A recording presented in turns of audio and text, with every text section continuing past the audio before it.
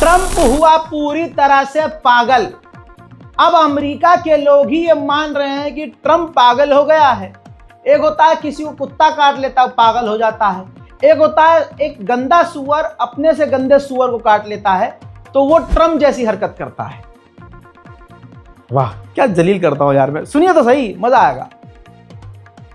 भाई अमेरिका में Donald Trump की खतरनाक लेवल पर विरोध हो रहा है। वही आपकी नीति सही नहीं है, आप गलत कर रहे हो और गाजा में जो हो रहा है इसको आप सपोर्ट कर रहे हो, तो अमेरिका की इमेज भी दुनिया में गिर गई है, हर तरह से गिर गई है। दुनिया के दो ऐसे नेता हैं, एक प्रधानमंत्री एक राष्ट्रपति है, जो अपने अपने देश की दुर्गति करवा रहे हैं। प्रधानमंत्री को बताने की जरूरत नहीं है, राष्ट्रपति की बात करूंगा, वो है अमेरिका का राष्ट्रपति। अब आपकी स्क्रीन पर रिपोर्ट है।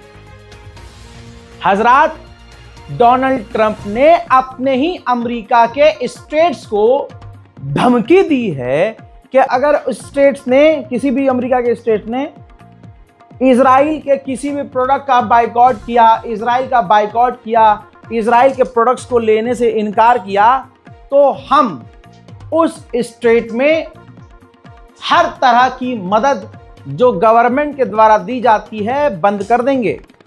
Federal aid for natural disaster वो भी हम बंद कर देंगे। आप समझ रहे क्या? नेचुरल डिजास्टर, अगर भूकंप आएगा, तूफान आएगा, जो आ ही रहा है अमेरिका में, बाढ़ अमेरिका में आ ही रही है, तो इस सुअर के पिल्ले ने ये कह दिया है कि हम मदद ही, अपने लोगों को मदद देने से इनकार कर दिया। भूकंप आएगा तो अमेरिका, फॉर एग्जांपल न्यूयॉर्क एक अलग स्टेट है, अब न्यूयॉर्क में इजराइल के प्रोडक्ट का विरोध हो रहा है, कोई खरीद नहीं रहा उसे, तो ये हरामी क्या करेगा, अपने ही मुल्क के उस स्टेट को मदद देने से मना कर देगा। भूकंप आ गया, बाढ़ आ गई, तो उस न्यूयॉर्क के लोगों को मदद नहीं देगा ट्रंप। डूब रहे हो डूबते रहो, भूकंप आ गया, मर रहे हो मर जाओ, तुमने इजराइल के प्रोडक्ट का बाइकआउट किया। तो यानी आप समझ सकते हैं कि एक टाइम के लिए नेतन्याहू कमजोर पड़ सकता है अगर अमेरिका सपोर्ट ना करे। लेकिन ये जो डोनाल्ड ट्रंप है ना, गंदगी का कीड़ा सबसे बड़ा, ये नेतन्याहू से भी बड़ा वाला घटिया तरीन इंसान है, बदबूदार और गंदी नाली का सफेद सुअर है। इतना ही नहीं, अब आगे समझ लीजिए, नेतन्याहू को इस फसादी आदमी ने दुनिया भर में फसाद करवाता है, फिर इस गंधौड़े को नोबेल पीस प्राइज भी चाहिए। भाई साहब, डोनाल्ड ट्रंप ने नेतन्याहू को, ये रिपोर्ट, नेतन्याहू को खुली छूट दे दी है, हरी झंडी कल दे दी गई है इजराइल की गवर्नमेंट को कि आप पूरे गाजा पर कब्जा कर सकते हैं, अमेरिका आपके साथ है। गजा में 60,933 मौतें हो चुकी हैं, पिछले 24 घंटे में 94 सिविलियंस मारे गए हैं और 439 बुरी तरह से घायल हुए हैं सिर्फ 24 घंटे में। उधर जॉर्डन ने भी गजा के ऊपर मदद गिराई है, जिसकी तस्वीर जारी की है, जिसमें आप देख रहे हैं कि गाजा नीचे नजर आ रहा है और गाजा एक तरफा बर्बाद नजर आ रहा है। शॉकिंग एरियल फुटेज, अब तक की सबसे खतरनाक फुटेज गाजा की आई है। जिस जहाज से गाजा में जॉर्डन मदद गिरा रहा था, उस जहाज से नीचे का जो व्यू लिया गया है वो हैरान करने वाला है। हालांकि ध्यान से हमने देखा तो कई हिस्से को ब्लर भी इस वीडियो में किया गया है, लेकिन आप सिर्फ नॉर्मली देखेंगे तो आपको नीचे सब खंडर नजर आएगा। जो इमारतें हैं वो इमारतें नहीं, अब खंडर हैं, और कई इलाके आपको पूरी तरह से साफ नजर आएंगे और ऊपरी हिस्से में आपको धुआं नजर आएगा। ये 3 मिनट का वीडियो है जिसके अंदर तबाही के ऐसे मंजर हैं कि आप सोच नहीं सकते, मैं आपको एक्सप्लेन नहीं कर सकता। अब तक 63,000 लोगों की मौत हो चुकी है। देखिए तबाही किस तरह से है, ऐसा लग रहा है कि सब कुछ तबाह हो चुका है और ये हकीकत है। कई कई जगह तो आप देख रहे हैं कि सब कुछ सपाट हो चुका है, नीचे मकान नहीं, अब ये सिर्फ राख हैं, क्योंकि लगभग सारे मकान जलाकर राख कर दिए गए हैं और अब ये सिर्फ खंडर है। यह आपको कोई मुल्क लग रहा है? याद कीजिए, जरा इमेजिन कीजिए, गजा की पुरानी तस्वीर निकालिए, खूबसूरत शहर हुआ करता था, सब कुछ तबाह हो गया है।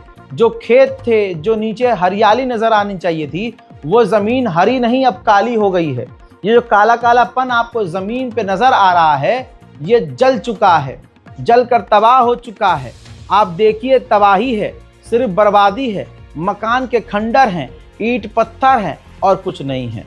दूसरी तरफ से अगर ध्यान देंगे तो इजराइल ने एक तरफा गाजा को समतल कर दिया है, यानी एक तरफा उसने गाजा को ऐसा बना दिया है कि अब वहां पर सिर्फ इजरायलियों के लिए बेस से मकान बनाना शुरू करना और इजरायलियों को वहां बसाना है। अमेरिका ने यूएन में मौजूद जो फिलिस्तीन के लिए एनवॉय थी अमेरिकी, ये देखिए, ये मुसलमान थोड़ी ना है, ये फिलिस्तीनी थोड़ी ना है, लेकिन ये यूएन स्पेशल रिप्रेजेंटेटिव थी फिलिस्तीन के लिए।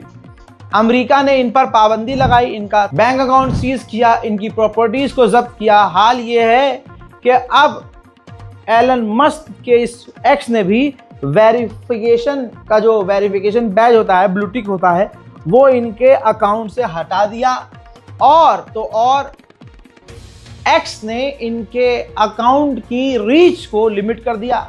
अब ये कुछ बोल रही हैं, लिख रही हैं, तो दुनिया तक पहुंच नहीं रहा है। तो किस तरह से दुनिया में हक को दबाया जाता है, सच को दबाया जाता है, आप सोच भी नहीं सकते। बस आप सच बोलेंगे, आपको मार डाला जाएगा, कत्ल कर दिया जाएगा। अब मुझे देखिए, अब मेरे जैसे कितने हैं ऐसे। भाई, सबसे पहले रजाग्राफी के इंस्टाग्राम अकाउंट को उड़ा दिया गया, 5.5 लाख फॉलोवर और मिलियंस में रीच। अंधभक्तों के पिछवाड़े में आग किस बात की? क्योंकि हम सच बोल रहे थे, तो अकाउंट उड़ा दिया। इसके बाद मोहम्मद अंसार भाई, इनके 4.5 लाख फॉलोअर, ये भी हिंदू, मुस्लिम, सिख, ईसाई जो भी परेशान और जो माइनॉरिटीज परेशान, उनकी आवाज उठा रहे थे। मोदी जी को बुरा लगा, इनका भी अकाउंट गायब। सुनिए, ऐसे बहुत सारे लोगों का अकाउंट दनादन दनादन दनादन दनादन उड़ा दिया गया। ठीक, जो बैकअप अकाउंट हम लोग बना रहे हैं उसको भी उड़वाया जा रहा है। हमारी कौम ने हमको अकेला छोड़ दिया, वरना हिंदुस्तान के अगर सारे मुसलमान जो नचनियों को लाइक करते हैं, कमर हिला हिला कर लड़कियों को देखकर लाइक करते हैं, सिर्फ समझ रहे आप, लड़कियों की छाती और कमर देखकर उनके फैन हो जाते हैं, अगर ऐसे लोग ईमानदारी से अपनी लाइफ में जो भी कर रहे हो, जिसके भी फैन हो, अगर जरा सा वो हम जैसे लोगों को सपोर्ट करते, तो आज हम यको तन्हा ना होते। कहानी यहां तक नहीं, जब आप लोगों ने हमें अकेला छोड़ दिया, जो आप लोगों के लिए बोलते हैं, तो उनकी हिम्मत यहां तक बढ़ गई कि सिर्फ चैनल नहीं उड़ा रहे हैं, सिर्फ वो आपके सोशल मीडिया अकाउंट नहीं उड़ा रहे हैं, अब सीधा जान से मारने की धमकी दे रहे हैं। देखिए, मेरे दोस्त हैं, बहुत अच्छे हैं, बहुत काबिल हैं, और ये भी बंदा अपनी जान हथेली पे लेकर आपके लिए बोलता है। नाम देखिए, मिस्टर रिएक्शन वाला, 1.3 मिलियन इनके फॉलोअर हैं। बेहतरीन तरीके से अपने मुल्क के मसलों पर बोलते हैं। अब जो अंधभक्त हैं, क्योंकि मोदी सरकार हमें गलत साबित नहीं कर पा रही, अंधभक्त बर्दाश्त नहीं कर पा रहे। कल तक जिसे ये बाप मानते थे, आज उस डोनाल्ड ट्रंप ने भारत का कितना अपमान किया। अब हम ये सवाल कर रहे हैं, बोल रहे हैं, तो अंडुओं को मिर्चा लग रहा है, समझ में नहीं आ रहा करे तो करे क्या। तो अब इन्होंने क्या किया, देखिए, इनके चैनल को देखिए, एक रैंडम सेना है, सारे फसाद की जड़ ये है, क्योंकि इसके जो फॉलोअर्स हैं वो बहुत ईमानदार हैं, हमारे गद्दार हैं। कितने मुसलमान हमें फॉलो कर रहे हैं। इतनी बड़ी बात आपको बता रहा हूं, ब्रेकिंग न्यूज। आज दुनिया को न्यूज देने वाले जो मेरे जैसे कुछ हम 2-4 लोग हैं, आज वो जो दुनिया को खबर दिया करते थे, हम खुद अपनी खबर दे दे के थक गए, कोई हमारा साथ नहीं दे रहा है। अब पता है मिस्टर रिएक्शन वाले के साथ क्या हुआ है भाई, इनके चैनल को रैंडम सेना को मेंशन करके जो है शेयर किया गया है कि भाई ये जो है हिंदुओं के खिलाफ बोल रहा है। अरे भाई, कावड़ में जिसने क्या किया, जिसने जो किया वो सामने है, लेकिन ये सच्चाई बर्दाश्त नहीं कर पा रहे हैं, तो इनके चैनल को मेंशन करके रिपोर्ट करवाना शुरू कर दिया है। सिर्फ इतना ही नहीं, अब आपका दिमाग घूम जाएगा जब आप ये देखेंगे, बाकायदा ईमेल करके अनमोल श्रीवास्तव नाम के बंदे ने धमकी दी है जान से मारने की। फसाद की जड़, असली दर्द इनको ये है। लिखता है कि 200 से ज्यादा बीजेपी कंटेंट, एक सिंपल बात बोलता हूं, कॉपीराइट दो, यस और नो। बहुत दिनों से देख रहा हूं तुम लोग देश के गद्दार साले देश पर बैठकर सेंट्रल गवर्नमेंट को क्रिटिसाइज करते हो, देश की इमेज खराब करते हो, हिंदुत्व को टारगेट करना। इधर से अगर 2 कॉपीराइट दिया पूरा पेज खत्म करके रख देंगे। पंगा मत लेना, पेज बर्बाद कर देंगे। If you uploaded BJP content then ready for strike. तो अब समझ में आया, जो स्ट्राइक दी जा रही है, कॉपीराइट फेंक दिया जा रहा है और बड़े बड़े क्रिएटर्स की जो पेज चैनल डिलीट करवाए जा रहे हैं, वो पूरे इसी आतंकवादी संगठनों का एक हिस्सा है। और इनको बर्दाश्त ही नहीं है, क्रिटिसाइज मोदी को करना, गवर्नमेंट बर्दाश्त ही नहीं है।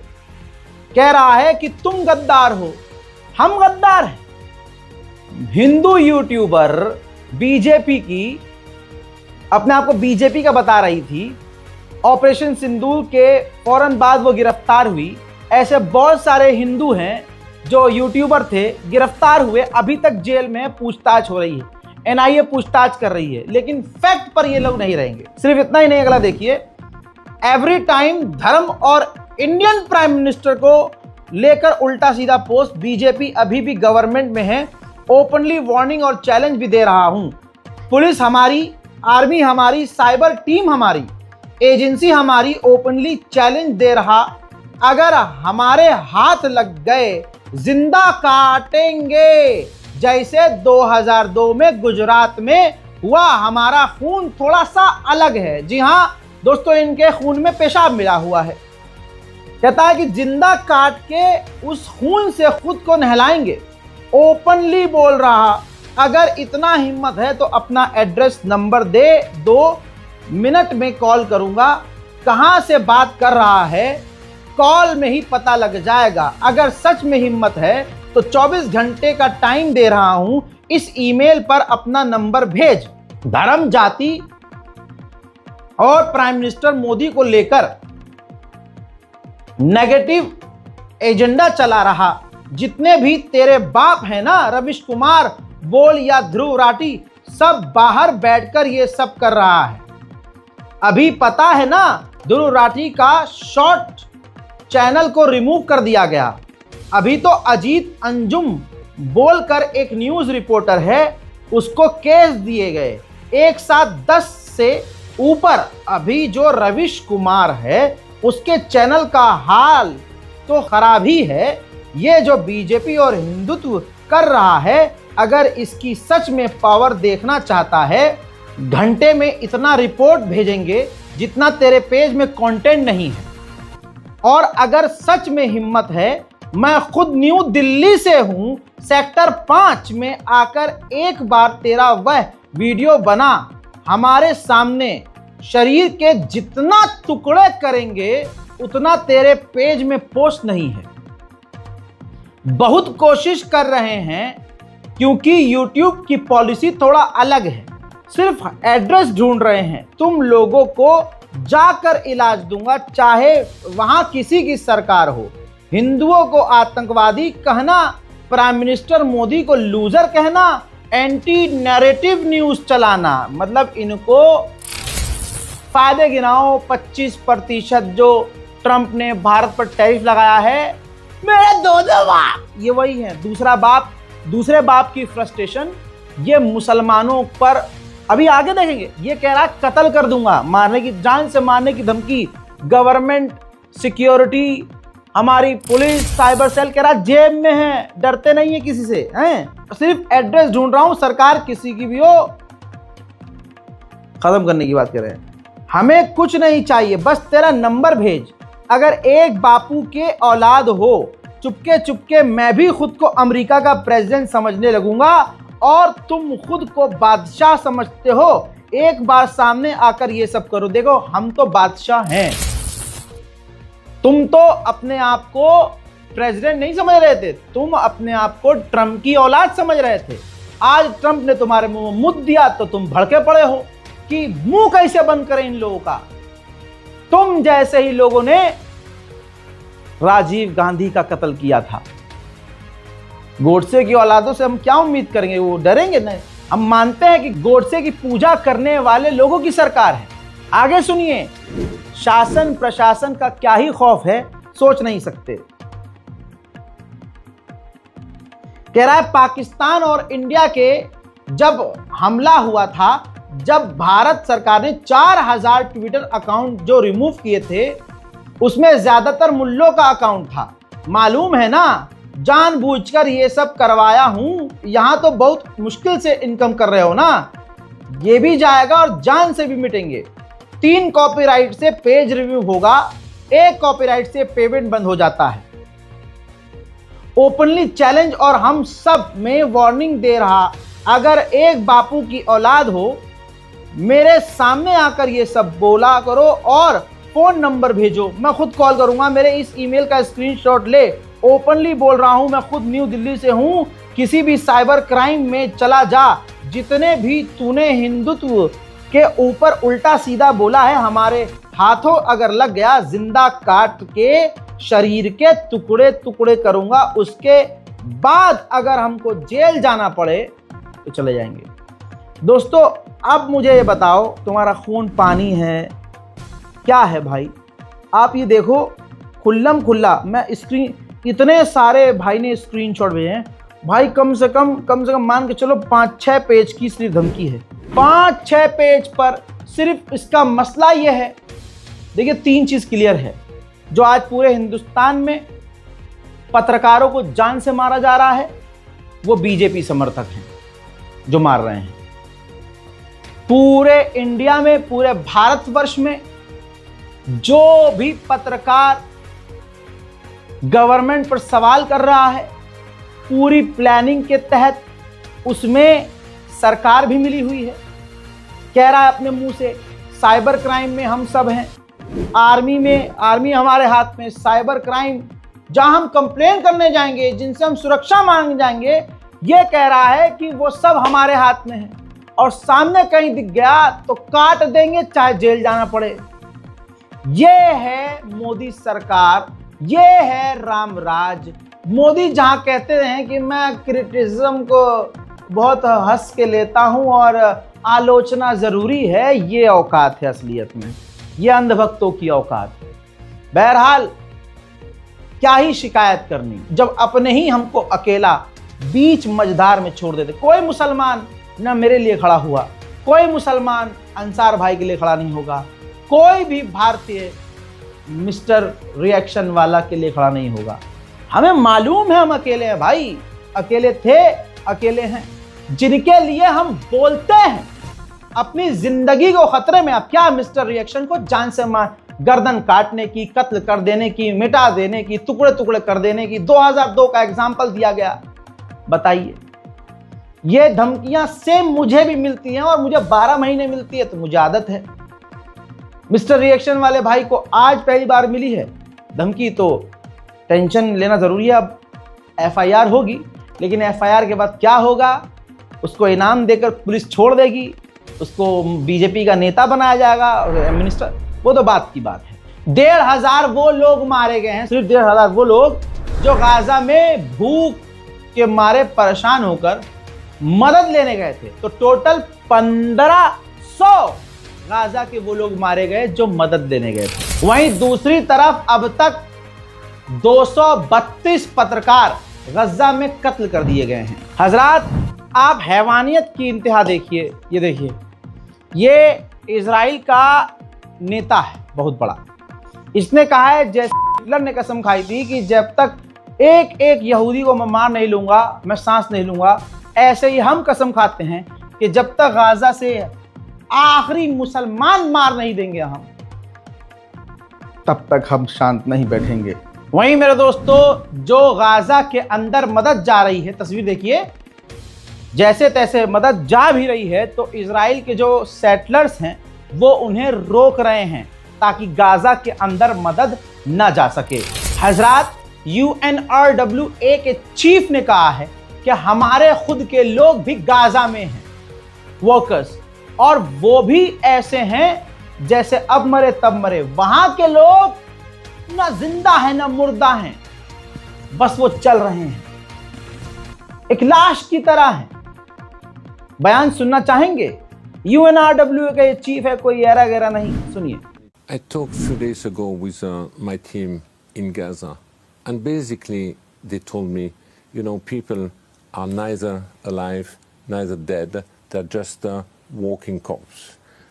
They were also telling me how they, as caregivers, humanitarian workers, nurses, doctors, are also hungry. When you are in a situation where even the caregiver start to faint, that means the entire humanitarian structure system is collapsing. And this is exactly what we are observing today in Gaza. It's a kind of post-apocalyptic environment where today children are dying silently because of hunger, and those who haven't reached this situation just say, get me out of this hell. Maybe it's better that I die now, because in heaven or in hell I might. अल्लाह अकबर। हालात तो ये है, मैं आपको लगातार महीने भर से दिखा रहा हूं। ये देखिए, मदद के ट्रक आते हैं, लूट लिया जाता है। लूटपाट में कोई बैग फट के नीचे आटा गिर जाता है तो लोग जमीन से मिट्टी मिला हुआ, रेत मिला हुआ वो आटा चुनते हैं, बीनते हैं। ये रोज का काम है। खुदा की कसम, जिगर फटता है, हलक से निवाला नहीं उतरता है। लेकिन सोचिए वो कितने हैवान होंगे भारत में बैठे हुए कुछ, जिनको मजा आता है कि हाँ ये, अरे जो हम जैसे पत्रकारों को जान से मारने की बात करे और कहे सरकार यहां है, पुलिस यहां है, BSF यहां है, साइबर सेल हमारे यहां है, और तेरा नंबर मिल जाए एक बार, फिर तेरा ये कर देंगे, तेरा वो कर देंगे। सोचिए, और खुद भी कह रहा है कि ओपनली धमकी दे रहा हूं। इनमें और उनमें क्या फर्क है? हमको नहीं छोड़ रहे हैं तो खैर आगे बढ़ते हैं। उधर गाजा में जो मदद लेने के लिए गए हैं, ये तस्वीर देखिए, उनके पैरों पर इजराइल की मिलिट्री गोली मारकर भगदड़ मचवा रही है ताकि भगदड़ से भी लोग मारे जाएं। वहीं जो फिलिस्तीनी एक जेल में था, उसको इतना टॉर्चर किया इजराइल ने कि वो जेल में ही मारा गया। मुझे लग ही रहा था ये होगा। हजरात, जो अरब देश गाजा में आसमान से मदद गिरा रहे हैं, उसको पकड़ते वक्त वो एक फिलिस्तीनी नर्स के ऊपर पूरा बॉक्स गिर गया उसके सर पर और वो मारा गया। UN के अंदर एक डॉक्टर, एक लड़की डॉक्टर गाजा से जब लौटी तो UN के अंदर वो बयान करके उसका जिगर फट गया। कहती है कि मैंने एक ऐसे बच्चे को, मरे हुए बच्चे को उठाया जिसको बचाने के लिए मेरे पास कोई इक्विपमेंट नहीं था। मैंने अपनी आंखों के सामने उनको मरता देखा, और ये एक जंग नहीं, ये नरसंहार है। और मैंने अपनी जिंदगी में कहीं भी, किसी भी जगह इतना बुरा हाल नहीं देखा। देखिए, सुनिए और शर्म कीजिए कि हम लोगों के रहते हुए ये सब हो रहा है। अरे आप तो हिंदुस्तान के मुसलमान के लिए नहीं बोलते, उधर के मुसलमान के लिए क्या बोलेंगे?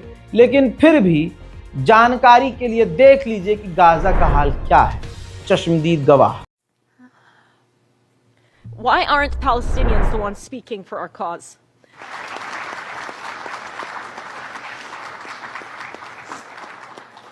I remember the silence of the woman brought into the hospital injured, staring blankly and unable to speak. She had given birth 1 week earlier.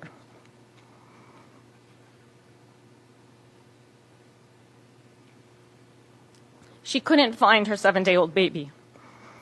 Both her baby and her toddler were trapped under the rubble. There are no words that can adequately convey the pain and depravity of this aggression. There are no words. Why are we not there and able to speak? The Palestinian people, the people in Gaza. I want the whole world to know that I'm a human being. At the end, I am not pen on paper. I'm not anonymous. I'm a human being created by God. Times over the past decade. Most recently, as सबसे पहले number पर इस Domino's का पूरी तरह से boycott करो। हाथ जोड़ रहा हूं कोहनी तक, तुम्हें खुदा पाक का वास्ता, तुम्हें मोहम्मद वाले मोहम्मद का वास्ता, इसको आप बाइकआउट करो। अब जो कहानी सुना रहा हूं सुनो। एक अमेरिकी सिक्योरिटी का बयान आया है, ये वो बयान है। इसमें ये बता रहे हैं, इंटरव्यू में खुला बता रहे हैं कि हम गाजा में तैनात थे। इस दौरान हमने देखा कि वहां भूखमरी है, लोग भूखे हैं, मर रहे हैं, तड़प रहे हैं। मेरा दिल पिघला। तो हमारे ग्रुप ने ही प्लान किया कि एक काम करते हैं, क्योंकि डोमिनोज अपने लोगों को, अपने सैनिकों को इजराइल गाजा के अंदर डिलीवर कर रहा था। देखिए आप, ये इजराइल की टेक्नोलॉजी देखिए, इजराइल की पहुंच देखिए कि भाई जंग के मैदान में डोमिनोज पिज्जा डिलीवर कर रहा था। तो 27 पिज्जा इन्होंने मंगवाए। ये बता रहे हैं इंटरव्यू में कि 27 पिज्जा मेरे ग्रुप ने मंगवाए और हमने गाजा के बच्चों को बांट दिए। अगर गाजा में ऐसी सिचुएशन न होती तो एक मजाक होता कि एक तरफ एक पूरी भीड़ भूखी है, जंग का मैदान है और इजराइल वहां पिज्जा डिलीवर कर रहा है। दोस्तों रिक्वेस्ट है आपसे, रिक्वेस्ट अभी भी मुझे करनी पड़ेगी क्या कि बाइकआउट करो, इसका डोमिनोज का बाइकआउट करो। ये मुझे ये तस्वीर बताने, खबर दिखाने के बाद भी रिक्वेस्ट करनी पड़ेगी, तो भाई मुझ पे ही लानत है। फिर अमेरिका का बस चले तो पूरे फिलिस्तीन और गजा पर कब्जा कर ले, और वो ये कर रहा है। पहली बार इतिहास में अमेरिका का इतना बड़ा अधिकारी, यानी अमेरिका के पार्लियामेंट का स्पीकर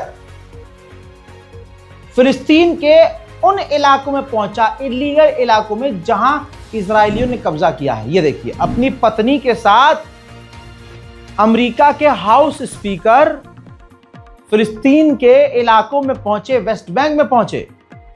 ये अमेरिका, इजराइल और वेस्ट बैंक, फिलिस्तीन के इतिहास में पहली बार हुआ कि अमेरिका का इतना बड़ा नेता फिलिस्तीन के ऑक्यूपाइड इलाके में गया, इलीगल इलाकों में गया। इससे साफ जाहिर है अमेरिका पूरी तरह से खुद ही फिलिस्तीन पर कब्जा कर रहा है। इस बारकोड का इस्तेमाल करके गाजा और फिलिस्तीन की मदद के लिए आगे आइए। इस रिपोर्ट को शेयर करना बिल्कुल मत भूलिएगा, क्योंकि इसके अंदर मैंने बहुत बड़ा अहम मुद्दा उठाया है। अब वो वक्त करीब है जब हम जैसे 2-4 यूट्यूबर्स को गोली मार दी जाएगी, हमें कहीं देखकर कत्ल कर दिया जाएगा, और मुझे पूरा यकीन है कि आपकी आंखें नम नहीं होंगी। मुझे पूरा यकीन है कि आप 4 दिन में हमें भूल भी जाएंगे।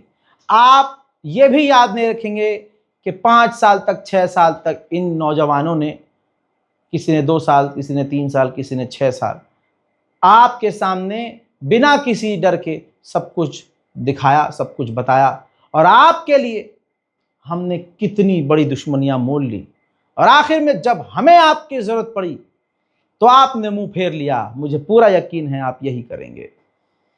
लेकिन एक बात, मिस्टर रिएक्शन, मोहम्मद अंसार, रजा ग्राफी और भी बहुत लोग हैं, ऐसे नौजवानों को जब आप देख लेना, खबर आए आपके पास कि मर गए, गोली मार दी, मॉब लिंच कर दिया, रोना नहीं, अफसोस करना नहीं, अपनी शक्ल आईने में देखिएगा, अपने ऊपर सोचिएगा कि हम लोगों ने आपके लिए क्या किया और आपने हमारे लिए क्या किया। हमने आपसे क्या मांगा? पैसा नहीं। हमने आपको कहीं बुलाया कि आप हमारे लिए इकट्ठे हो, कोई प्रदर्शन करो? नहीं। क्या मांगा? हमें सब्सक्राइब कीजिए, हमें फॉलो कीजिए, हमारा साथ दीजिए, हमारे लिए बोलिए। आप नहीं बोले तो हमारी मैयत पर आपको रोने का भी कोई अधिकार नहीं है, हमारी मौत की खबर पर आपको अफसोस करने का भी अधिकार नहीं है। मुझे तो सिर्फ हम 3 का पता है, और न जाने कितने सच बोलने वाले लोग होंगे जिनका उनसे सब कुछ छीन लिया जा रहा है, छीना जा रहा है। एक तरह से हमारी जान हमसे निकल रही है, और तड़पता हुआ मैं ये आपसे कह रहा हूं कि आप हमारे लिए क्या कर रहे हैं। अपने आप से सवाल कीजिए, क्योंकि मैं आप लोगों को समझा समझा के अब थक चुका हूँ।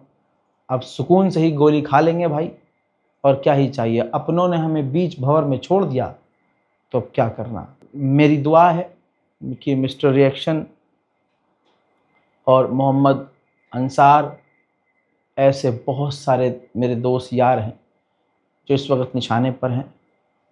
जैसे मैं इनको भी नहीं जानता जिनके बारे में धमकी दी गई है, मतलब पर्सनली नहीं जानता हूँ। अजीत अंजुम, इसके अलावा हमारे सीनियर, मेरे ख़ुद के आइडियल रविश कुमार।